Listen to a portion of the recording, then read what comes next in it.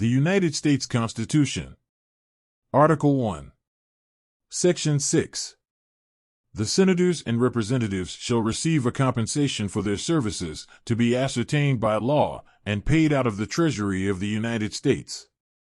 They shall in all cases, except treason, felony, and breach of the peace, be privileged from arrest during their attendance at the session of their respective houses, and in going to and returning from the same, and for any speech or debate in either house, they shall not be questioned in any other place. No senator or representative shall, during the time for which he was elected, be appointed to any civil office under the authority of the United States, which shall have been created, or the emoluments whereof shall have been increased during such time, and no person holding any office under the United States shall be a member of either house during his continuance in office. Section 7. All bills for raising revenue shall originate in the House of Representatives, but the Senate may propose or concur with amendments as on other bills. Every bill which shall have passed the House of Representatives and the Senate shall, before it become a law, be presented to the President of the United States. If he approve, he shall sign it, but if not, he shall return it, with his objections to that House in which it shall have originated, who shall enter the objections at large on their journal, and proceed to reconsider it. If after such reconsideration 2/3 of that House shall agree to pass the bill, it shall be sent, together with the objections, to the other House, by which it shall likewise be reconsidered, and if approved by 2/3 of that House, it shall become a law. But in all such cases the votes of both Houses shall be determined by yeas and nays, and the names of the persons voting for and against the bill shall be entered on the journal of each House respectively. If any bill shall not be returned by the President within 10 days, Sundays excepted, after it shall have been presented to him, the same shall be a law, in like manner as if he had signed it, unless the Congress by their adjournment prevent its return, in which case it shall not be a law. Every order, resolution, or vote to which the concurrence of the Senate and House of Representatives may be necessary, except on a question of adjournment, shall be presented to the President of the United States, and before the same shall take effect, shall be approved by him, or being disapproved by him, shall be repassed by 2/3 of the Senate and House of Representatives, according to the rules and limitations prescribed in the case of a bill. Section 8. The Congress shall have power to lay and collect taxes, duties, imposts, and excises, to pay the debts and provide for the common defense and general welfare of the United States, but all duties, imposts, and excises shall be uniform throughout the United States. To borrow money on the credit of the United States. To regulate commerce with foreign nations, and among the several states, and with the Indian tribes. To establish an uniform rule of naturalization, and uniform laws on the subject of bankruptcies throughout the United States. To coin money, regulate the value thereof, and of foreign coin, and fix the standard of weights and measures. To provide for the punishment of counterfeiting the securities and current coin of the United States. To establish post offices and post roads. To promote the progress of science and useful arts, by securing for limited times to authors and inventors the exclusive right to their respective writings and discoveries. To constitute tribunals inferior to the Supreme Court.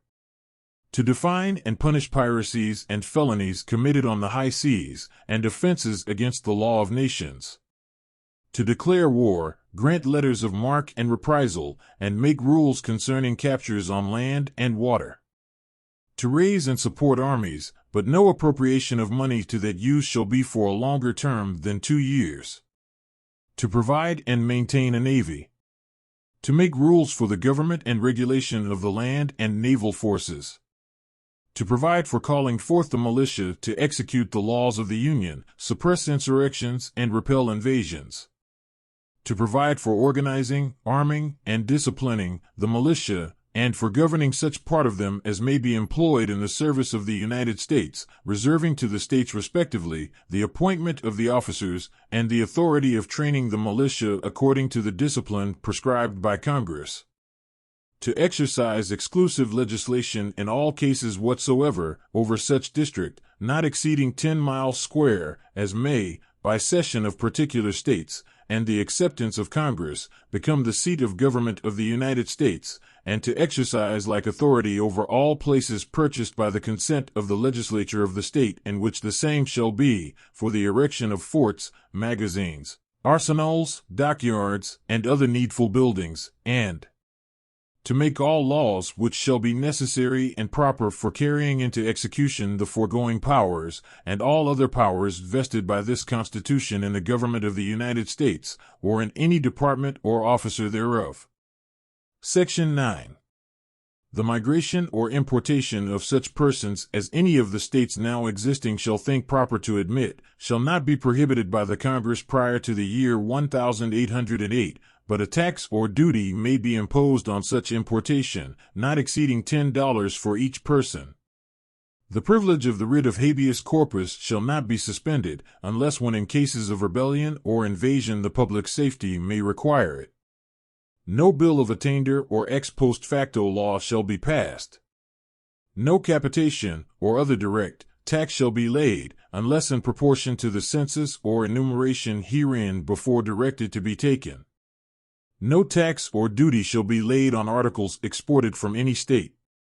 No preference shall be given by any regulation of commerce or revenue to the ports of one state over those of another, nor shall vessels bound to, or from, one state be obliged to enter, clear, or pay duties in another.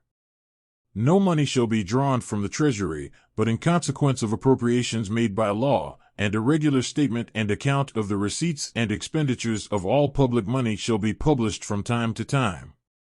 No title of nobility shall be granted by the United States, and no person holding any office of profit or trust under them shall, without the consent of the Congress, accept of any present, emolument, office, or title, of any kind whatever, from any king, prince, or foreign state. Section 10. No state shall enter into any treaty, alliance, or confederation, grant letters of marque and reprisal, coin money, emit bills of credit, make anything but gold and silver coin a tender in payment of debts, pass any bill of attainder, ex post facto law, or law impairing the obligation of contracts, or grant any title of nobility. No state shall, without the consent of the Congress, lay any imposts or duties on imports or exports, except what may be absolutely necessary for executing its inspection laws, and the net produce of all duties and imposts laid by any state on imports or exports shall be for the use of the Treasury of the United States, and all such laws shall be subject to the revision and control of the Congress. No state shall, without the consent of Congress, lay any duty of tonnage, keep troops or ships of war in time of peace, enter into any agreement or compact with another state, or with a foreign power, or engage in war, unless actually invaded, or in such imminent danger as will not admit of delay.